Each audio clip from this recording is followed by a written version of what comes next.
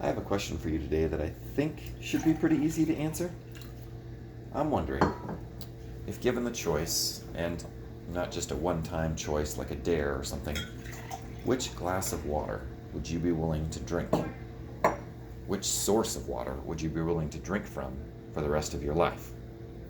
That clear, clean, pure one, or the one that looks pretty polluted?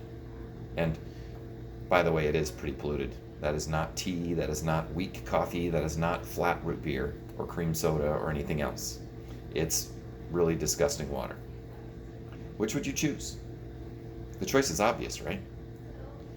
Well, our scripture for today comes from Philippians 4, verse 13, where Paul says, I can do all things through Christ who gives me strength.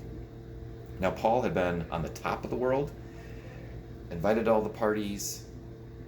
Everybody thought well of him. They thought he was a great guy. He'd been on the bottom of the world, imprisoned, beaten, spit at, ridiculed, made fun of. And Paul realized something in that. He realized that it wasn't the things that were happening around him, but it was what was within him, what was feeding him, what was giving him strength and life that really mattered.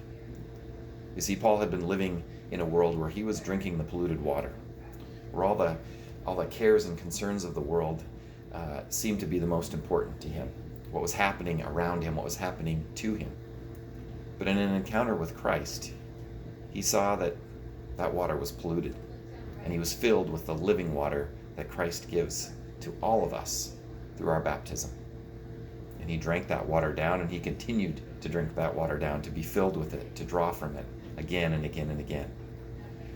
So whether he was going to a party with a bunch of friends, or whether he was stuck in a pandemic at home, he was filled with the presence of Christ, and that is what gave him strength. Drink up, my friends.